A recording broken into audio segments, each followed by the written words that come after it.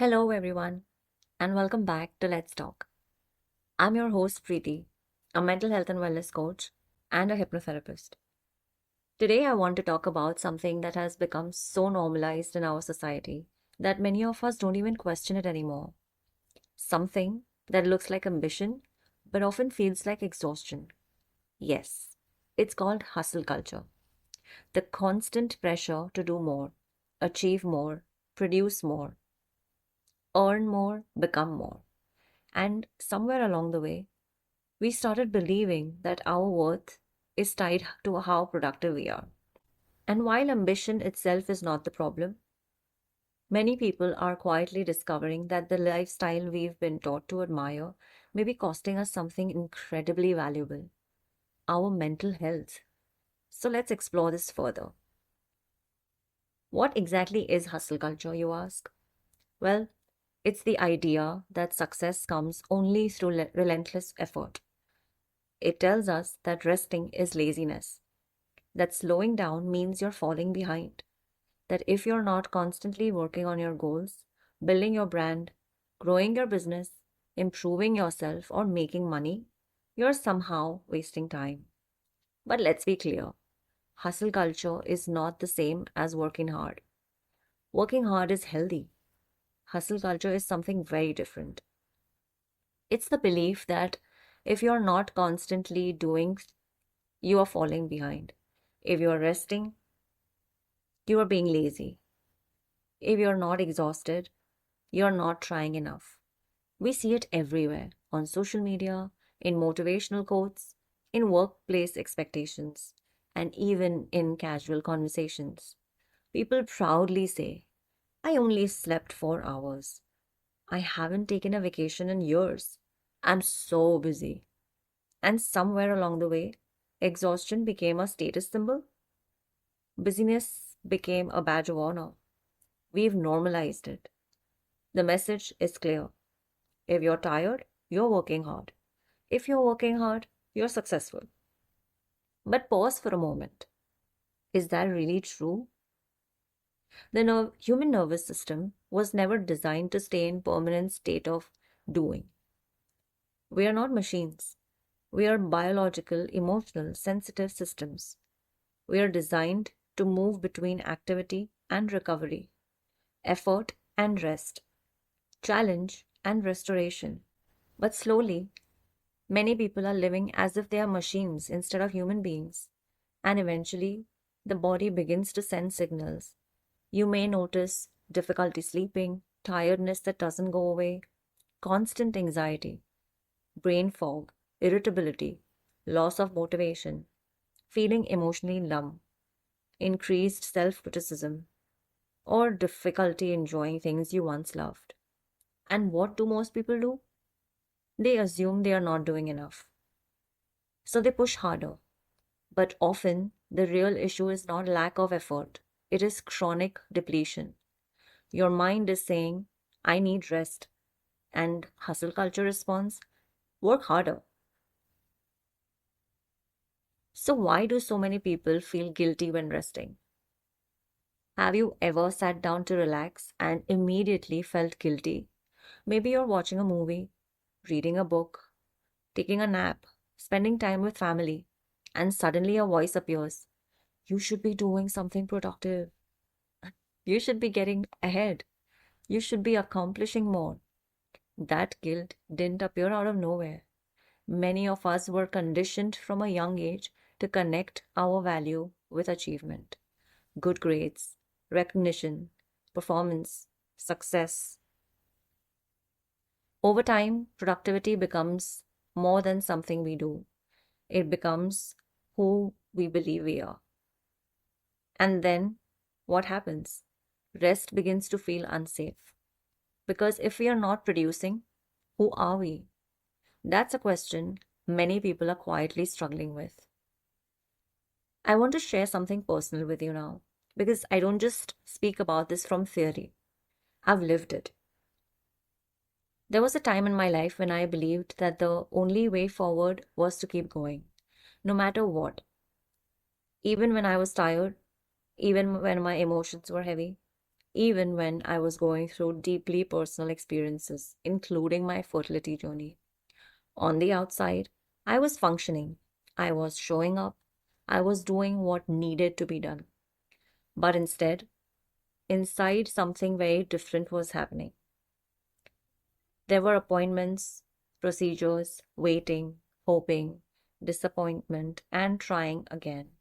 And somewhere in that cycle, I started noticing something subtle. I began measuring myself. Am I doing enough? Am I trying enough? Should I be doing more? Even in something so deeply human, so emotional, I had unknowingly brought in the language of hustle, as if healing itself was a performance. And I remember one moment very clearly. I was exhausted, not just physically, but emotionally. And instead of resting, I felt guilty for resting because there was a voice inside me saying, if you stop now, you might fall behind. If you slow down, you might lose time. If you don't push, something might be missed. And I realize now that voice wasn't the truth. It was a conditioning. It was the fear disguised as discipline. But something began to shift. Not suddenly or dramatically, but quietly. I started asking myself a different question. What if I am already doing enough? What if my body doesn't need more pressure, but more safety? What if healing is not something I chase, but something I allow? And slowly I began to understand something powerful. Rest is not the opposite of progress. Rest is part of progress. Slowing down is not failure, it is regulation, it is healing, it is coming back to yourself. In my work as a mental health and wellness coach and as a hypnotherapist, I see this pattern again and again. High achievers who are exhausted but still pushing, mothers who are drained but feel guilty resting, professionals who are successful but feel disconnected inside. And almost always, there is one belief underneath it all: if I slow down, I will fall behind. But what we often discover together is this: slowing down is not what breaks you, slowing down is what brings you back to yourself. Burnout isn't simply being tired, burnout is physical, emotional, and mental exhaustion caused by prolonged stress. It's waking up exhausted even after sleeping, feeling detached from work even if you love it, losing enthusiasm for things you once cared about, functioning on the outside while feeling empty inside. Many people don't realize they are burned out because they are still performing, still showing up, still checking the boxes, still meeting the deadlines. But internally, they are running on fumes. And eventually, the mind and body collect the bill. Burnout can show up as anxiety, depression, panic attacks, physical symptoms, chronic stress, relationship struggles, emotional disconnection. The cost is often much greater than we realize. Let's be honest. Social media has amplified hustle culture in ways we've never experienced before. We are constantly exposed to highlights, the achievements, the promotions, the launches, vacations, milestones, success stories, and without realizing it, we begin comparing our behind the scenes reality to someone else's highlight reel. We start asking, why am I not further ahead? Why am I not doing more? Why am I not achieving faster? But what we don't see is everything underneath: the struggles, the sacrifices, the exhaustion, the failures, the self doubt. Comparison creates pressure, pressure creates stress, and stress creates disconnection from ourselves. This may sound surprising, but achievement can become addictive. Every accomplishment gives us a temporary high, validation, worthiness, a sense of I am enough. But it fades quickly. So we chase the next goal, and the next, and the next, until life becomes a cycle of I'll finally be happy when I get the promotion, when I buy the house, When I grow my business, when I lose the weight, but happiness keeps moving. Because the problem was never the goal, it was the belief that our worth lives at the end of achievement. Let's be clear, this is not an anti success message. It's not about giving up goals. Healthy ambition is beautiful, growth is beautiful, purpose is beautiful. The difference is the energy behind it. Healthy ambition says, I am enough now and I choose to grow. Toxic hustle says, I am not enough until I achieve more. Healthy ambition allows rest. Toxic hustle punishes rest.